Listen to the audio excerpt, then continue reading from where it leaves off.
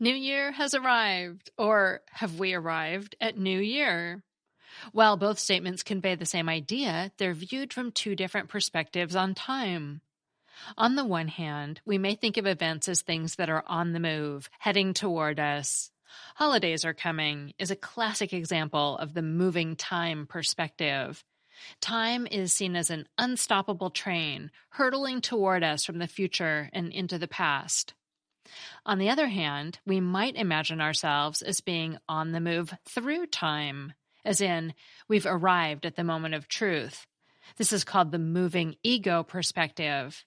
Here, time is seen as a path for us to move along into the future. While these perspectives differ, they both see the past lying behind us, the present as the place we are, and the future as ahead of us. But does our perspective on time simply boil down to a matter of preference, or are other factors also at play? Grammar Girl here. I'm Mignon Fogarty, and stick around because after we reflect on the language of time in this segment by Sarah Duffy, we'll talk about why commas are like people on the subway. Although many languages across the globe picture the future as in front of us and the past as behind us, there are some notable exceptions. The Yupno community of Papua New Guinea, for example, point downhill toward the mouth of the river when talking about the past, and up the mountain to the source of the river when discussing the future. An expression like a few years ago, Omaropomo Bilak, roughly translates as down there, other side year. In other languages, people's perspectives on time differ radically from the way they speak about time. That is, there are disassociations between the two. A case in point is Darija, a Moroccan dialect of modern Arabic, where both the future and the past can be seen as something that lies ahead of us.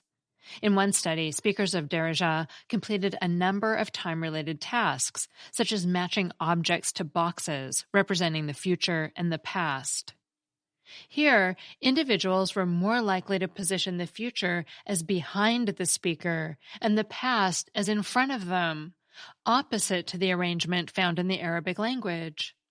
One suggested reason for this is that compared to many Europeans and Americans, Moroccans tend to be more past-focused. They place more value on tradition, as well as more importance on older generations. In this way, people who focus on the past devote more attention to it, as though past events were objects that they could see with their eyes. In other words, differences in perspectives on time can be rooted in what we focus on. But does our focus always remain the same, or does it change from time to time? Temporal milestones, such as landmark birthdays, the changing seasons, as well as new beginnings, can affect people's mindsets, particularly their perspectives on time. For many, New Year provides an opportunity to start afresh, to reset the clock, or to make resolutions for the future. Google searches for gym visits, as well as commitments to pursue goals, such as learning something new or helping others, all increase at the start of the year. In this way, the arrival of New Year can interrupt our attention from our day-to-day activities. The effect is that people are more likely to psychologically distance their current self from their past self, as they take a big picture view of their lives and aspire toward their new, more positive self-image. Another culprit that affects people's perspectives on time is how they feel about an event in question. When asked to imagine a negative event in the future, like an examination, people are more likely to think of it as approaching them. By contrast, positive events in the future, like weddings, are seen as things that we actively move toward. Of course, there are also personality-related differences in attitudes toward events in time. The anticipation of lengthy social gatherings, such as birthday parties or reunions, may sound more appealing to extroverts than introverts. In the words of the introverted author Sophia Dembling, quote, "If parties were roller coasters, extroverts would be the riders with their arms in the air, and introverts would be the ones hanging on with a white-knuckled grip," unquote. All in all, this paints a quite complex picture of time. Differences in perspectives emerge on every level, from language and culture to temporal milestones and personal attitudes. And in this way, how you see the new year might actually reveal more about your frame of mind than you'd realized. So whether you've arrived at the new year or new year has arrived, whether it's in front of you or behind, whether you've doffed your hat to it quietly from the comforts of your own home or from a crowded room, whatever your view, one thing's for sure, it happens regardless. That segment was by Sarah Duffy, a senior lecturer in English language and linguistics in the Department of Humanities at Northumbria University, Newcastle. It originally appeared on The Conversation and appears here through a Creative Commons license.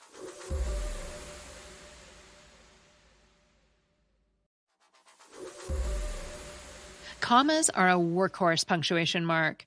They're like the people you ride with on the subway every day, the delivery guy who comes to your office, and the parents of your children's classmates. You see them so often that you think you know them just from sheer exposure. Rarely does a paragraph go by in which you don't encounter a comma. But like those familiar strangers, commas are complex. You might get a sense of them from casual observation, but to truly know them, you have to dig deeper. So let's get to know the comma a little better. Sometimes your subway buddy wears a suit with leather Oxfords, and sometimes he wears jeans with Converse high tops. His different activities call for different styles. It's the same way with the comma. If you're writing a nonfiction book, you need a tight-laced style, the Oxford comma. It's orderly. It's clear. Whoever told you the and takes the place of the comma was wrong. The Oxford comma, the style recommended by Oxford University Press and Chicago Manual of Style, is the last comma in a series, the comma before the final and or. He wore a suit, comma, a tie, comma, and Oxfords. He felt hot, comma, sweaty, comma, and tired. If you're writing something lighter, a press release or newspaper articles, you can get away with a more relaxed style and omit the Oxford comma.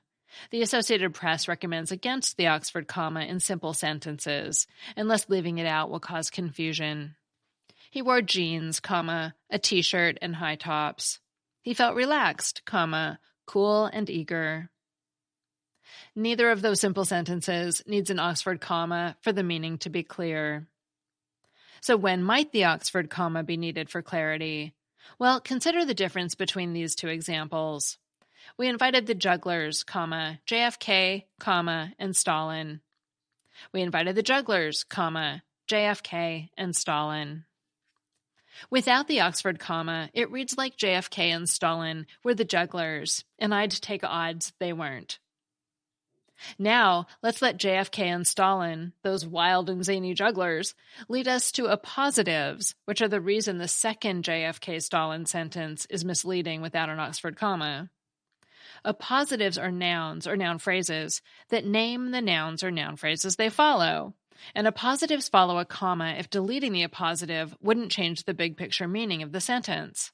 Here are two examples. She had a crush on the guy from the subway, comma, Xavier. Xavier is the appositive that tells us the name of the guy from the subway. We can also flip it around. She had a crush on Xavier, comma, the guy from the subway. Now, the guy from the subway is the appositive that tells us who Xavier is.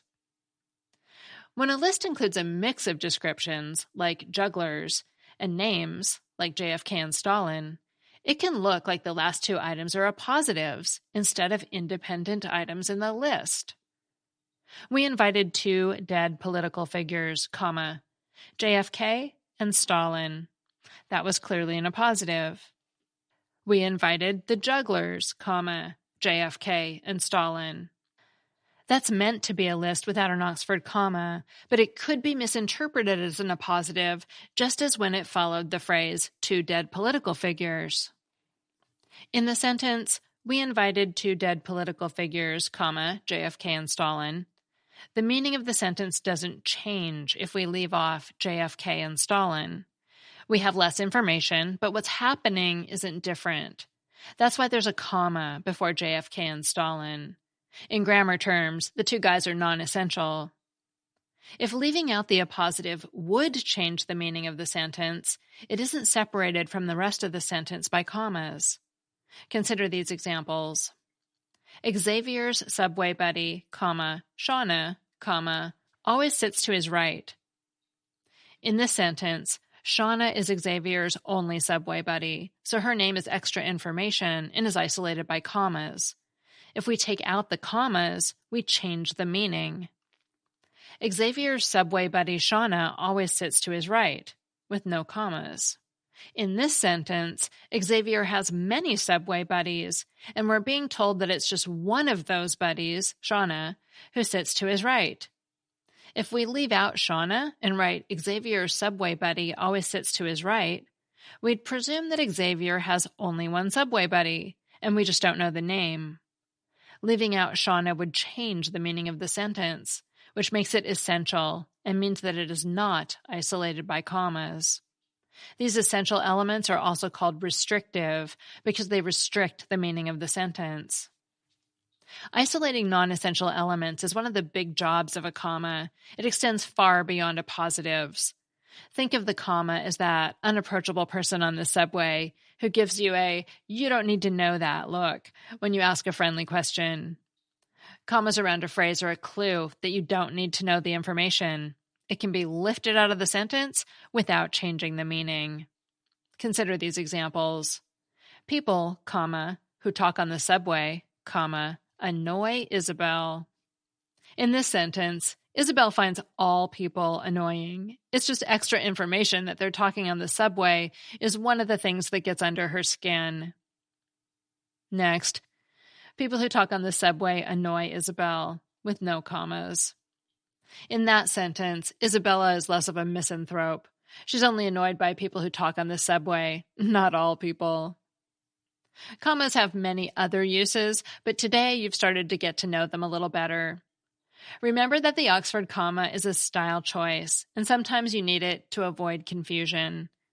And commas often surround elements that are merely extra information and not essential for the meaning of the sentence. That segment was written by me, and a version of it originally appeared in Office Pro magazine. Finally, I have a Familect story. Hi, this is Julie. I'm calling from the northern Chicago suburbs, and I have a Familect story for you. My husband and I came up with the phrase fox chores. So this came because we really like watching documentaries, especially nature ones. When my daughter was an infant, we were watching a David Attenborough documentary, which featured a mated pair of white foxes who lived in the city. And it turns out that foxes are one of the few animals where both parents take care of the young. So while the mom would take care of the babies in the den, the dad would go out looking for food and den materials and bring it all back to his family. And inadvertently, we realized we were living like foxes, where I would stay with my daughter and my husband would go grocery shopping, anything, and bring everything that the baby and I needed back home. And even now that she's older, if one of us has to do something and the other has to take care of our daughter so she doesn't get underfoot, that is referred to as a fox chore. Thanks for the show. Love it. And hope to hear from you soon. Thank you. Thank you, Julie. I love that you share the childcare chores. Very foxy.